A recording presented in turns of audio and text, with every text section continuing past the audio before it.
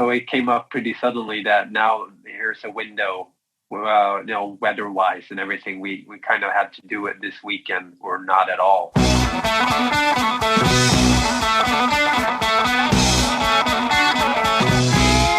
Welcome to the Low Tide Boyz, a Swimrun podcast. I am Chip. And I'm Chris, and this is episode 36 of the show. On next week's show, we have something which I think is very exciting. We have George and Pontus of Kraken Swimrun. They're on the show to talk about their 3-day epic ultra swimrun adventure that essentially covered the entire Stockholm Archipelago. And yes, you heard that right. We're talking 242 total kilometers, traversing 79 islands in 42 hours. And no big deal, but George and Pontus are also the reigning Ötillö World Champs and super cool dudes. We'll talk more about this later in the show. Yes, so on to our training update. We went from, fire and brimstone, literally, to, hey, we're racing Ödyssey Swimrun on November 8th. So now the training has ramped up. It has now new purpose to it. We're full of excitement and giddy to get out there and race again. So have some swim runs coming up planned, and we're just getting back in the pool now that the smoke has kind of died down here in Northern California. We're able to start training outdoors again at just the right time. If you are wanting to race again this year and you're in the States or outside, you can actually get a discount on the Ödyssey Swimrun Austin race. Use the code LOWTIDEBOYZ and you'll save yourself a cool 25% off your entry for any of those races in Austin. So that works for the long course team distance or the short course solo distance. So any of them you can save 25%. And we really look forward to seeing everybody out there in Austin in early November. And definitely let us know if you sign up so that we can be looking out for you. We'll try to do something before the race. Not sure yet. We obviously want to make sure we're following all public health guidelines, but we'll see if we can do some sort of meetup. So let us know if you're going to come out. A masked meetup. Masked meetup. Sounds good. So now on to the shout-outs. Yeah, so this week we're shouting out our friend Justin. We've known him for years, and he got hooked on swimrun at the sprint distance at Ötillö Catalina, and he recently sent us just some lovely feedback on the show, and we just really appreciate him for taking the time to do that. He's a good dude, and new dad, and super stoked that he's stoked on swimrun. Yes, we love seeing those emails and comments and everything, so keep those coming. It's always nice to see and read those. So, on to now, the feats of endurance. So, now that has to be a thing, I guess. Yeah, maybe I should just stop it. I think it's your thing. Maybe I'll stop doing it. So, the award this week goes to Nuno. He raced Swimrun Zezere over the weekend. And, of course, after the episode with Bruno from Swimrun Portugal, it just got our FOMO, fear of missing out, all messed up. And we were really jealous of the race he got to do there. So congrats on that. Bumper sticker, coming your way. And if you want to get the Feats of Endurance Weekly Award, you got to be sure to join our Strava club. And that's just on Strava. Search Low Tide Boyz, and we're right there. Join up and let the kudos rain down. Now for our new favorite segment, This Week in Swimrun. Cue the music.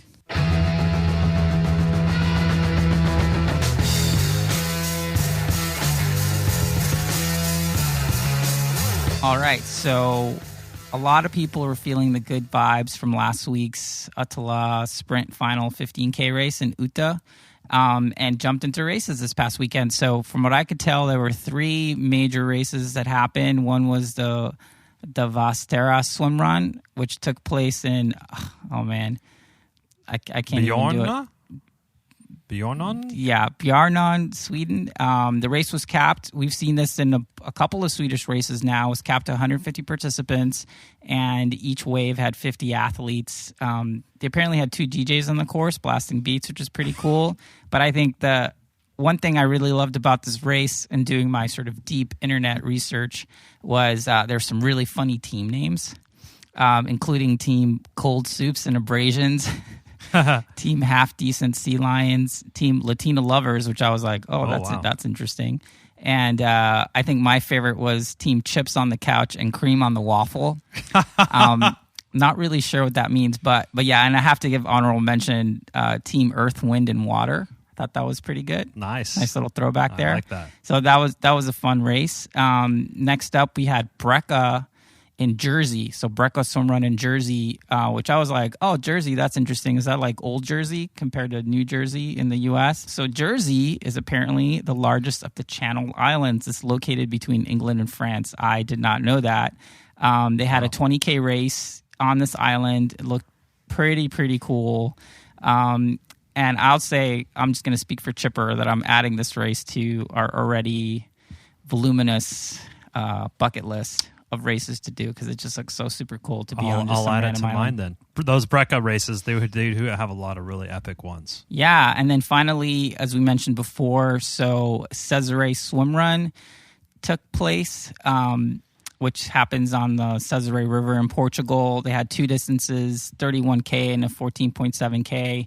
And if you want to learn more about swimrun in Portugal, you should listen to our episode from last week with Bruno Safara, who's a race director and basically taking it upon himself to grow the sport in Portugal, which is pretty cool. I'm sure we've missed some events. Always feel free to email us if you want to tip us off. That's actually where I really want to get to with this segment, where people will just tell us when the races are happening.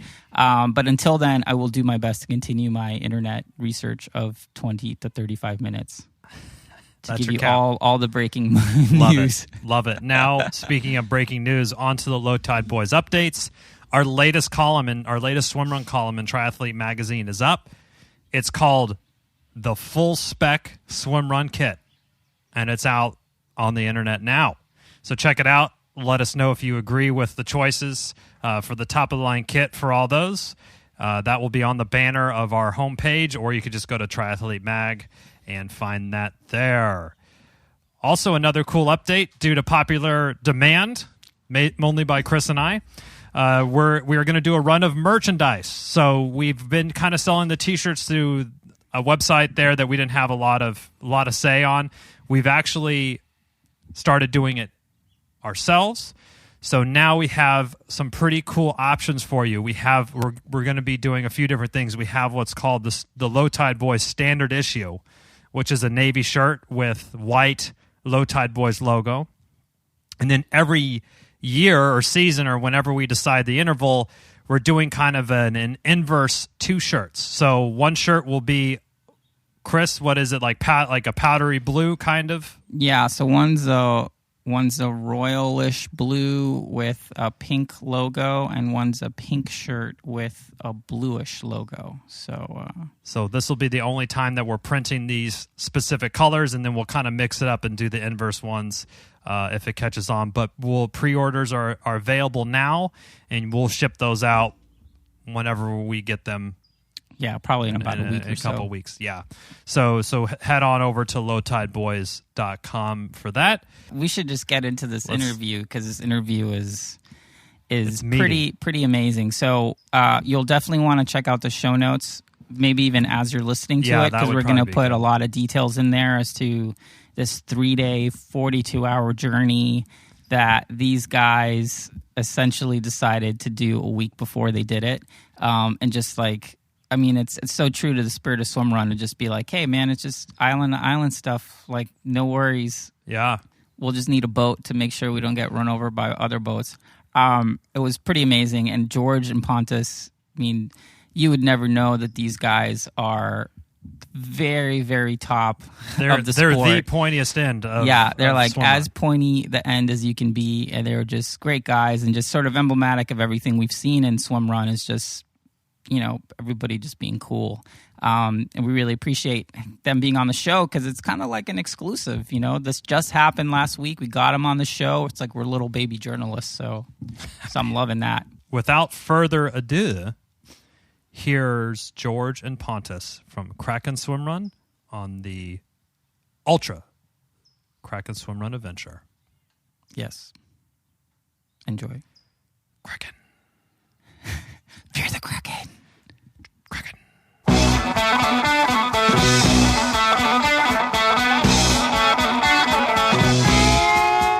With us today, we have George Bjälkemo.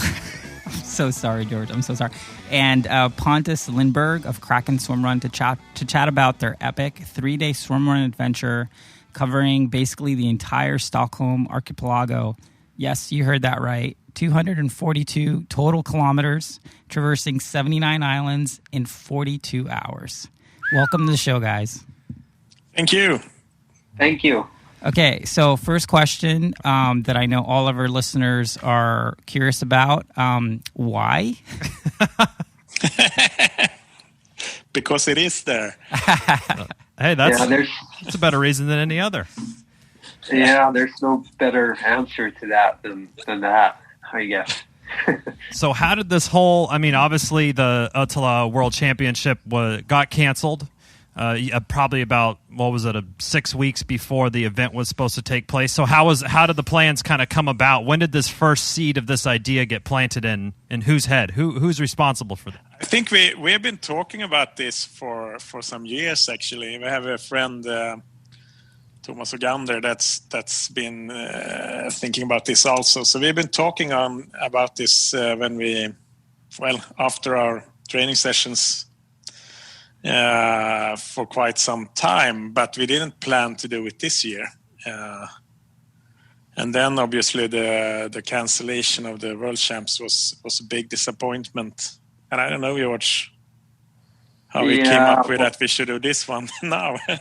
Yeah, I mean, the subject has surfaced a couple of times, but we've never really, said that we actually should do it. I mean, it's always been sort of there. Later on. So this time I think it was, it took we started planning this just about a week before we actually did it, pretty much. Wow. A little bit more. And so it came up pretty suddenly that now here's a window, weather-wise and everything. We kind of had to do it this weekend or not at all. And after Ötillö was canceled, there was a few weeks there where we didn't know what to do. Yeah, you have all this fitness, you might as well try to do something. So, it was Helena, George, that sort of tipped us off to let us know that this was happening. And she was just kind of like, oh, hey, by the way, we got these people doing this crazy thing. We think you should know about it. And we were like, what? So before we go into breaking down the sort of each stage and kind of get like a race report from you guys and your adventure, we'd love to hear a little bit more about sort of your swimrun pedigree, like how you came up in the sport, and sort of how you became sort of fit enough to even think about tackle doing such this. an adventure. We both come from triathlon background. We were on the national Swedish team together. That's where we got to know each other, and we're also on the same triathlon team outside of that. And I did Ironman racing, and George did half Ironman. And I think what we said was that when we retire, we should do an Ötillö race together or swimrun race together, just to see what it is like. And we thought that we would be a good complement to each other. Mm-hmm. Right, George? Yeah. So it kind of George is like, I don't know about that. It grew into something much bigger. So really fast. And fast. So we've, for the last maybe 3 years, we've been racing a whole lot and never really been looking back at triathlon since then. That seems it seems to happen. I've noticed. So so it sounds like you were great training partners. You were on the same national team, which is a pretty high point athletically in your career, I would assume. And then you thought, hey, we got all this fitness and we see all these swim runners around. Let's just give it a shot. And you thought you would be great partners, and then you kind of got hooked. It sounds like. Yeah, pretty much. Yeah. And now your bike And has now- cobwebs on it at your house? Yeah, I actually sold both. That's great. It's very funny. And we also train a lot together now. So we do about, what is it? Maybe like at least 8 sessions each week together, I think. Wow. Nice. I'm Yeah. Pretty That's much. even better than Chipper and me. Yeah, we live about a mile from each other, or a couple miles. That's short in U.S. distance, but maybe not for Europeans. But I'd love to hear a little bit about kind of like what's a normal training week like for you two, as you do you plan your sessions together if you are partners and everything, and is it more or less intense than kind of your triathlon training? It's basically we do about pretty much all year round. We do about 4 swim sessions and 4 run sessions a week, and it varies a little bit over the year what we do more specifically. But in the swimming, we can sort of do whatever type of sessions all year round, since it's not taking such a big toll. And it's not a big risk injury wise. So we do a lot of the threshold and the H2 max type of sessions we can do more often in the swimming, and build more volume focus on the running. Simply put. I don't know if you want to add anything there. No, I guess. I mean, we varied around, so we have a different kind of session, of course, there also. But when we get closer to the summer, we start doing really long sessions. So we're up to 75 Ks of running and things like that in trail running. So I think that's really interesting, because earlier in the show you mentioned that you guys basically were thinking about this, and it kind of took a week to kind of get it all set up. So it's not like you were essentially training up for this. Like, you were already trained up. Like you were already pretty trained up, but how much volume were you doing to basically think, 3 days, 242K, like, you're doing no worries. 12, 14-hour sessions a day. I mean, those are monster days. Those are Ironman plus 12 hours, 15 hours, 15 hours. I mean, that's insane. Well, this specific, I mean, this whole thing we didn't actually really train for. I mean, we were training for Ötillö, so one of these days, but at a lot higher pace, of course. Sure. So we exactly trained for this. It felt kind of relaxed doing it, since we didn't have to try to shake people off all the time. There you go. I like that. So your approach to it was different. It wasn't kind of that you're on the rivets all the time, always in the red, like you would in a race. If there's someone coming up behind you, you got to catch somebody. There's always that kind of yo-yoing type stuff during the race. It was more of a, hey, the mentality was kind of this longer, hey, we're just going to have fun and embrace this large day. Exactly. Yeah, it was more like a long training day. Okay. Yeah, and you guys pretty much all stuck together the whole time, and you had crew, you had people on boats, you had it looked like a pretty big people making you sandwiches. It was a production. And stuff. Yeah, you should say that. Yeah, it turned out very, a big social event as well. We had a lot of our friends with us, and that were with us large parts of the way. And we always had one of Annika and Christine, the female world champs. They did the relay, so we always had one of them with us on the course. Oh, nice! A little fresher, someone to keep on, keep you guys on your toes. I love that. It's like, all right, Annika, you go swim. I'm just gonna hang out on the boat for 6K or whatever. That's great. So why don't we dive into it? So it was essentially 3 days. You started in Aroma at dawn on Friday the 28th, and your plan was to essentially try to make it to land sport, which was 80K away. So what was the strategy, if you can run through? I mean, I kind of want to break it down like day by day, everything. So why don't we talk about day one, how that went, start to finish? Or a condensed version, since we don't have 12 hours quite. Yeah, basically we tried to, we did the maps the week before. Okay. And tried to find a course that would be not the shortest, but with a good balance between swim and run. Because the shortest way through the archipelago would be like swimming all the time. And that wouldn't be good, of course. So we tried to... What's the fun in that? Yeah.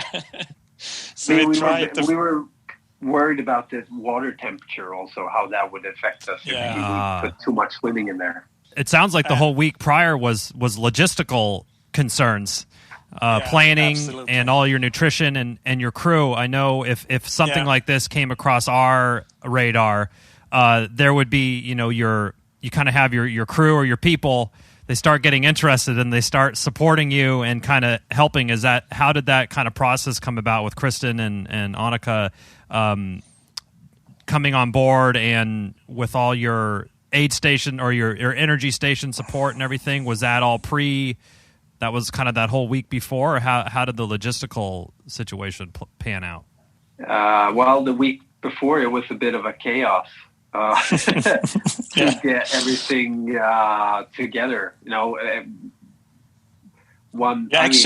have a boat driver. Pulling different strings to get nutrition and find the right boat driver, and so there were a lot of loose ends up until like the very last day. Wow! But we focused on the boat driver at first, because I mean, if we wouldn't have that, it wouldn't have been possible at all. But we had the boat early on itself. So you had a boat, you just needed a driver. Yeah. So we're shaking up every guy we knew that could handle a boat. And I was checking with my cousin, he's a boat driver in the military, and things like that. Too funny. Yeah, that's pretty great. And then it looks like you bought half of the At Nature's Cliff Bar supply, what they had in their store or whatever. So how did how many peanut butter and jelly sandwiches did you all go through? A lot. Well, yeah. I mean, the only thing that we realized, looking back, it would have been good with a lot more proper food than we actually consumed. Right. That was on the down low while we were consuming huge amounts of sport drinks, bars, and things like that. But so we learned something there, I think. Yeah, well, you can use that the next time you do it. Maybe you go up instead of down the archipelago, just to mix it up. Yeah, actually, the last day, there is a very long swim. On the last day, we did, of course, now with 6.3 Ks. It could have been up to 8 if we had chosen another way.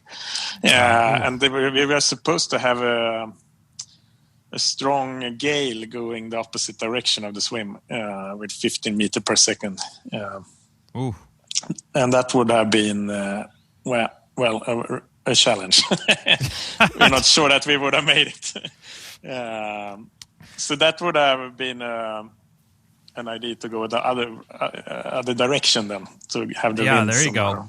go. So the week before you guys actually set off, sounds a lot like my college career, that you're just jamming all the knowledge you can into 1 week, trying to find a boat driver, planning these maps out before the big dance on the final day. So that morning when you saw it out, was how many people did you have with you? It looked like you had a big crew of 12, 15 folks that were kind of supporting the Kraken Ultra Swimrun Adventure. I think altogether we were 11, including the boat driver. Nice. And so there were probably most of the time it was maybe the boat driver and 2 or 3 others on the boat. Mm-hmm. and the rest were kind of, with us. Okay. Well, let's talk about stage 1. So this first day was 12 hours, 80 kilometers total, 16,000 meters of swimming, and 64K of running, 32 islands. Yeah. So wow. how did that first day go? Well, the first day went very well, actually. We didn't have any big misfortunes there, I think. What do you say, George? No, that was pretty straightforward. Yeah. Getting into it and checking out the pace, and we realized that we weren't really sure that we were gonna be able to, since we had really bad maps. We didn't have any orienteering maps, and some islands on day 2, we knew that they're gonna be a big challenge because it's pretty much uncharted territory. So we knew that we would have to have quite a high pace, and but on the first day we found that this is probably gonna work. We actually came in ahead of time, our targeted time on day 1. We felt pretty fresh, and the weather was just right. So was there this kind of a little bit layer of, I don't want to say doubt, but uncertainty about the whole event, about if it could even be done? Or talk us through a little bit about your mental sort of standpoint on that first stage. It sounds like the first stage was really a good confidence boost almost for the team. Yeah, I would say so. Yeah, definitely. We didn't know for sure in advance how high pace we needed to aim for, or anything like that, and know how conservative we had to be at the same time. So that was tough to figure out, and we were pretty optimistic after the first day, I think. Yeah, so it was like, all right, we kept it chill. At the end of the first day, you're like, oh, well, that wasn't so bad. We can do this for 2 more days. Yeah. That's rather impressive. So when you finished 12 hours, so it was probably, or you started pretty early in the morning, so you ate and then try to go right into recovery, or how? I would assume recovery was probably a big portion of your evening and sleeping. Yeah, exactly. First eating, of course, and then taking care of the equipment, so it would be good to go in the morning, because we started really early before the first light, so we actually swam with headlamps. Wow. And then just be able to rest. But we didn't sleep that much. I think it was like 5 hours the first day and 2 hours the second day. For different reasons. Yeah. And did you guys stayed in like a hotel, or like on the boat? Where did you guys sleep? We stayed at hostels that that are run by the tourist. What do you call it? Tourist organization, I guess. Tourist organization, the Swedish tourist organization. So, and we had that for all of the nights, pretty much. So so stage 1 finished well, good confidence boost. So you fire off on stage 2. You're going to head to Orno, actually, and that ended up taking you 15 hours, 86 kilometers with 8,700 meters of swimming. So, quote unquote, easier on the swim than day 1, but longer, 77 plus Ks of running. And that's when you tackled the pig swim there, and then you also had your longest run of 18.5 kilometers. So how did stage 2 or day 2 play out for Kraken? Yeah, that's where we knew we had the uncharted island. So and it proved to be really tough, much worse than we thought. The maps we had was really bad because there were no really good scale of that island, since there is nothing on it. It's just nature. It's just like a rock sticking out of the water. It proved to be really dense forest and lots of thorns. So we ripped up our skin, and lots of canyons. So we had to more or less climb climb to get past a lot of mountains, and we actually moved out to the coast and swam 4 or 5 times because just to get past different mountain formations on that island. So that took a lot of time. When it was after 5 hours, we had just a progress of 20 kilometers. And it also took a lot of. It was hard on the map reading, so a bit tiring on the brain also to try to orienteer with this really bad map. So when you say uncharted, you mean there's no defined trails on this island? It's literally, like Chris said, it's just this landmass that no one has necessarily tried to make a trail through or run or do anything across. Exactly. And you guys just took it on. Yeah. Okay.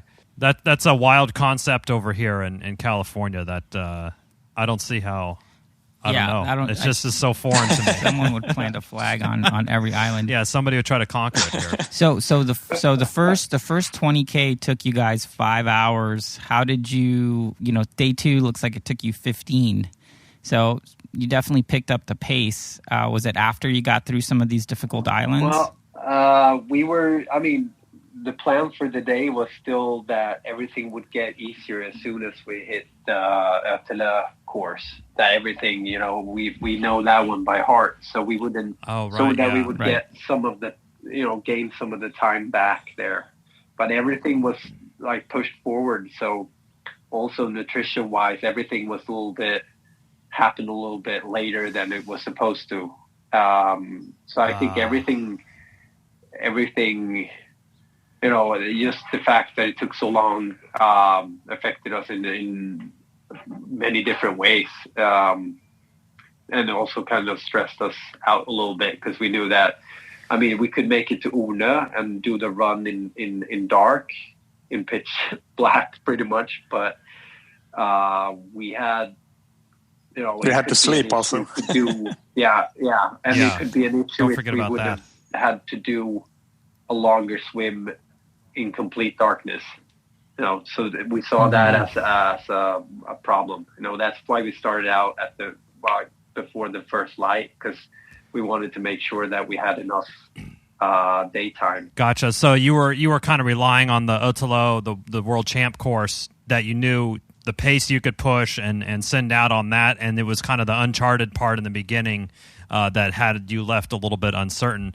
And then kind of once you fall behind on those calories and you miss some aid station or you start taking that aid or that energy a little bit too late, that's a really tough way to come out of, just because once you have that deficit, it's tough to really dig out of that.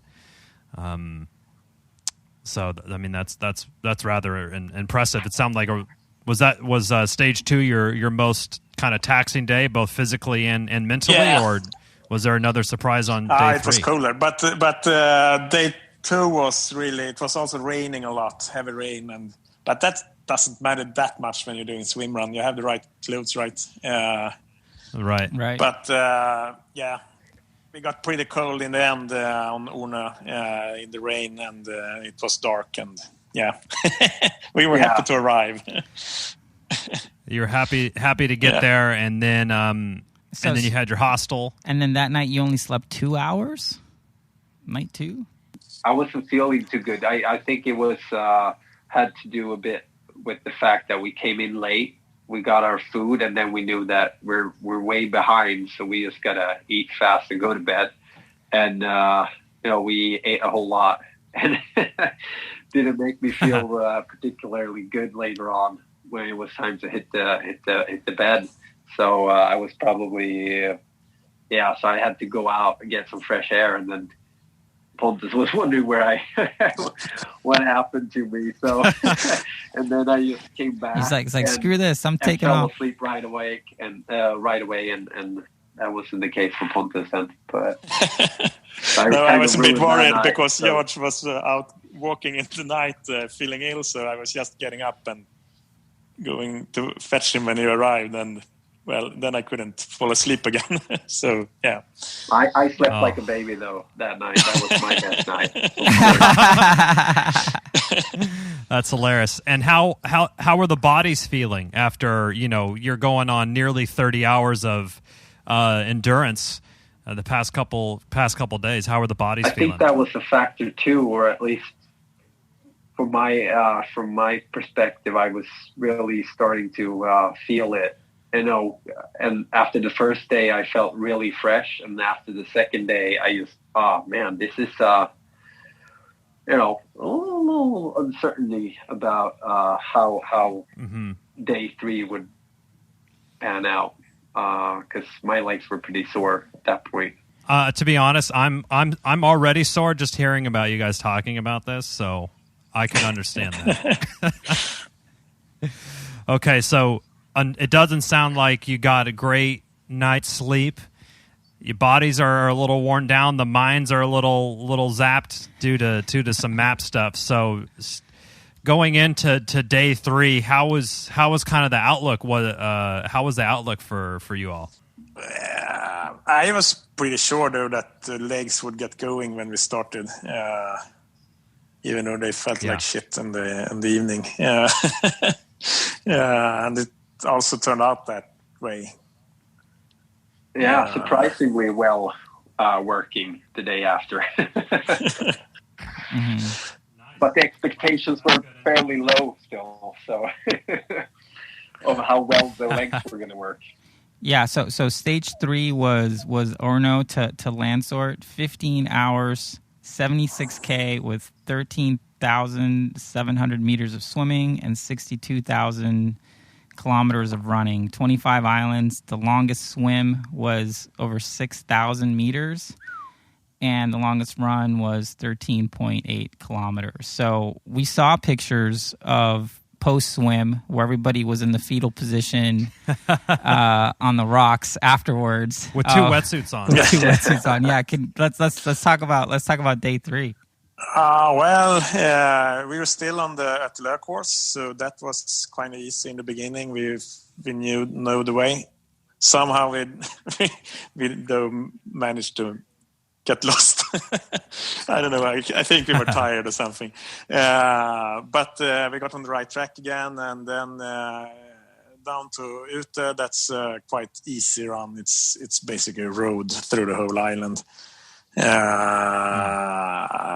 10 Ks or something like that. And after that, there are a couple of small islands, and then we're preparing for that big swim, the Danziger Gut, which actually it's an area known to be very stormy and with big waves and rough conditions, and boats having trouble there throughout the years, even since the 1600s or 1500s. They had there were a lot of boats crashing there.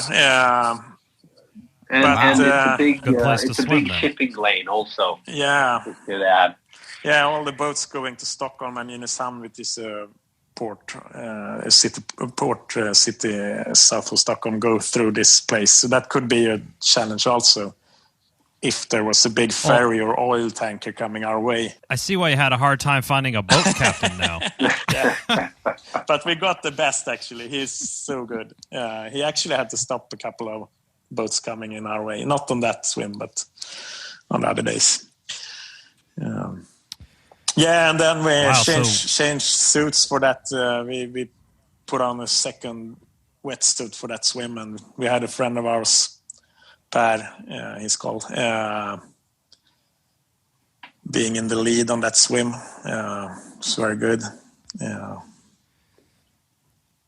Now, it definitely looked like you had other folks from your kind of training circle come in. Is that actually what happened? Is that, your friend would come out and run a couple Ks with you or do a swim with you? Is that how it went out, or was it kind of mostly you two on this adventure yourself?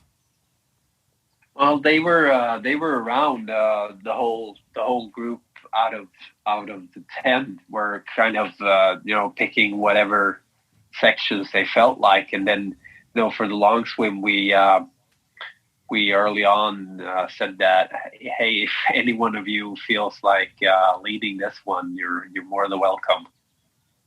So and also we had one friend, Joachim. He was preparing to do the navigation once we got over to Nynäshamn. So he kind of saved himself to do that section and help us out with the maps, because that was also one part of the course that was unfamiliar to us, and we didn't have that good those good maps for that. And we were also really stupid after those 2 days. So that, it felt good that we didn't have to do all the orienteering ourselves. Your brain, your brain wasn't working, wasn't firing on all cylinders. No, exactly. Yeah, it's almost like having sort of like a crew chief the last day, just telling you what to do was good. You had an endurance hangover. Yeah, pretty much.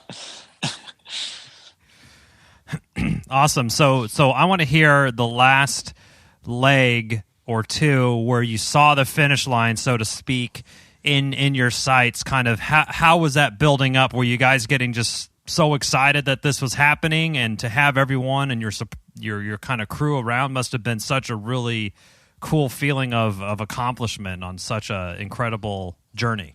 Yes, that was really, to have all the friends. I mean, that's the guys we pretty much, or for me at least, that's the guys I hang out with since we train with them. So that's really fun to have all those your best friends with you on this trip. But in the end, we were so cold. I think maybe I was the coldest, so we really had to pull the pace up to not. It was so cold, so we had to go quite fast to keep warm. So we couldn't. We had to stress the swims, especially since it was really cold in the water. How cold waters are we talking about here? I don't really know, but I think ballpark. It's like 13 Celsius or something. So that's about, for our American fans, that's the mid 50s. That's like 55. That's cold. That is cold, yes. And it was also cold in the air that day, so we didn't really heat up when we were up when we were running. So we kept the pace quite high. Plus, the sun was about to set. So once we came onto Landsort, we only had about 30 minutes until it was dark, pretty much. So it was probably a good thing for that reason as well, to push the pace a little bit, even though we weren't fully aware of that when we were doing it. That was not the aim, at least. Right. So you finish your quest. What's the first thing that you do once you hit your proverbial finish line? Do you guys have a beer? Take a nap? Get a blanket? Start a towel? crying? That's what I would do. I would just start crying. Well, that would have been very nice, but the problem was that whole Landsort was closed down. So, so we couldn't do any of that. We changed clothes without a shower and entered the boat and started going home. Oh wow! Yeah. Oh, man. We haven't done proper celebrations at all. So we're gonna have to take care of that.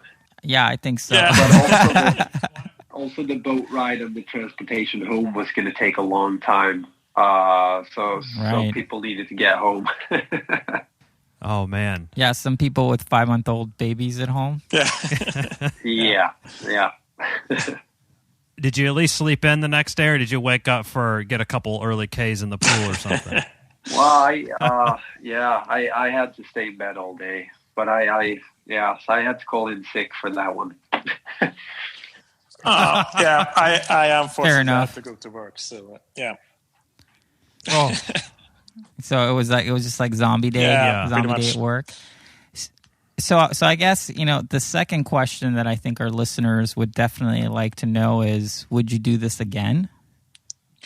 Definitely something like this, but maybe not the same course. But we've actually already been talking about doing something similar on another place. Yeah, we haven't come up with where that should be yet, though. But yeah, I love it. Interesting. So it's like Kraken Swimrun is just going to be the people that do the crazy. Yeah, tell us crazy ultra stuff. Tell us what Kraken Swimrun is all about. Oh man, I mean, we're this will sound very cheesy, but I mean, as Pontus said, we're pretty much, well, a very social group, but we're also, you know, pretty focused training wise. So it's a fun gang, and it's more or less sort of like a family by now. We do a lot of training Nice, so and it's also just- a lot of fika afterwards. Yeah. So I mean, so if we train hard, we also fika hard. You know, it's a lot of social stuff and connections, just as much as the training is pretty ambitious. I'm going to expand my Swedish to 3 words now. I have tak, chasmisk, and fika. What does that mean? Like party? Party. Not exactly. Fika is more coffee drink. Oh, I love Cinnamon buns and stuff like that. Yeah. Oh, cinnamon. Okay, you're speaking my I language. love cinnamon buns. Okay, so we're going to have a Low Tide Boyz fika party if we ever get to Yeah, we can learn. Yeah.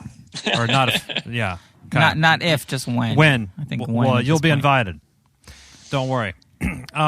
So you did all this whole adventure just to get a Low Tide Boyz bumper sticker about feats of endurance. Is that true? Of course. Yeah, spot on. Those are in the post for you now. Yeah, it's so much more prestigious than, being world champs. So the bodies have recovered. Have the minds recovered? It sounds like they have. If you're already planning part 2. Yeah. I guess so. Yeah. And then what's next on the calendar for you all? Are you kind of taking it easy the rest of the year, or what is the outlook there? I know Sweden is doing a little bit better in the COVID department than the United States, so you're more fortunate than us. Yeah, we're hoping that to do Ötillö ute at the end of the month. Mm-hmm. It seems like they're going to be able to have about 50 people starting at the time. So there will be different heats, but they will also sort out which group you should start in and things like that. So it looks like it could be pretty much a proper race if that's done well. Mm-hmm. Oh, so they would kind of break it out. The first group would be kind of the elite or the faster folks, and then middle, and then the back end of the pack. Is that kind of how they've been talking about doing that? I hope that's how what the talk is like, but we're gonna have to make sure before we sign up for that one. Yeah, you don't want to be stuck in traffic while you're trying to make passes. And what about some of the later races on the calendar, like Malta or Hvar? Looks like it still might happen. Are you looking at those? We haven't thought much about them yet. Guess we'll do that after. Fair enough.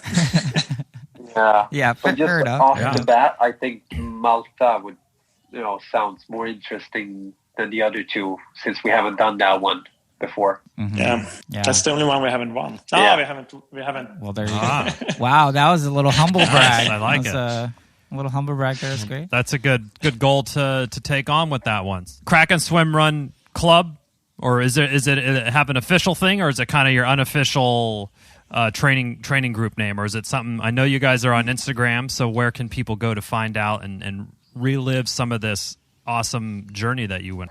Well, it's an unofficial training club or group, but yeah, as you said, we're on Instagram at Kraken Swimrun, and that's sort of where we've gathered all the stuff from this event, and we'll see what we'll put up there in the future as well. Yeah, and I'll have to say, I mean, we'll obviously link to it in the show notes, but it was so well done. I mean, you guys pretty much put up the Instagram page again. We were tipped off by insiders of Kraken Swimrun that this was happening, but you put up your Instagram page almost pretty much right before the event. And it was, I mean, it felt like you were following along. It was everything awesome. was great. The stories were great. So it was such a great way to allow people to kind of, so to speak, live the event with you. So yeah, it was awesome, and we'll definitely link it to people who can check out those stories. Oh, cool. And nice to hear that it worked out so well.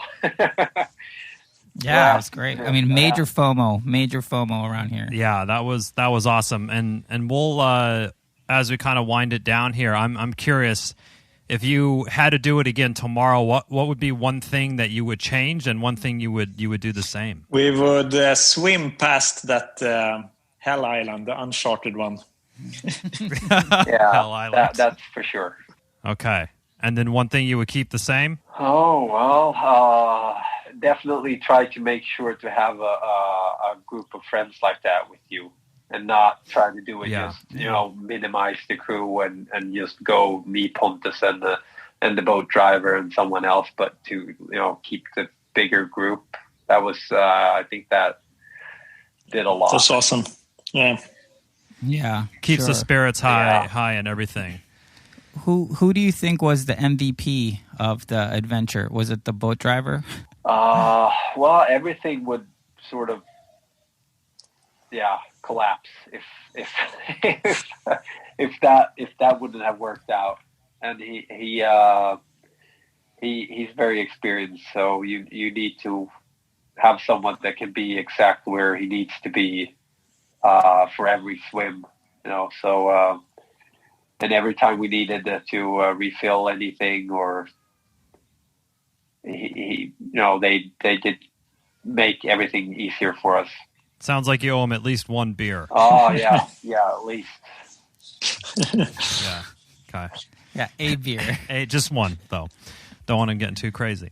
George and Pontus, it's been really... I have loved hearing the breakdown of your whole adventure. We already know to find out Kraken Swimrun on Instagram, and everyone will be able to find that out here. And the best of luck to you in your upcoming races, and hopefully you do get the win at that next one if you do seek it out.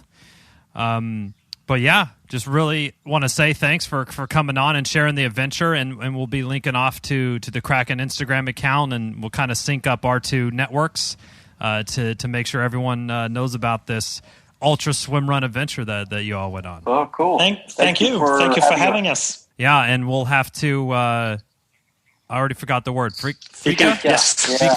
Fika. Yes, sometime in Stockholm. But Until then, yeah. Cheers. Cheers. Thank you for listening to the Low Tide Boyz, a Swimrun podcast. Make sure to subscribe wherever you listen to your podcast and leave a review on iTunes if you're so inclined. You can also sign up for a newsletter at lowtideboyz.com. That's boys with a Z. And check out our meme page at the Low Tide Boyz on Instagram. If you have any questions or suggestions for the show, drop us an email at lowtideboyz@gmail.com.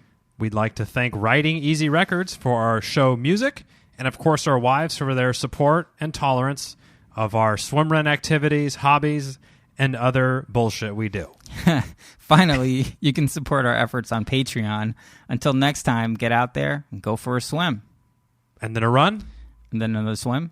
Then another run. And then another swim.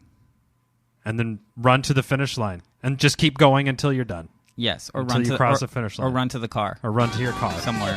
Just keep running. Peace.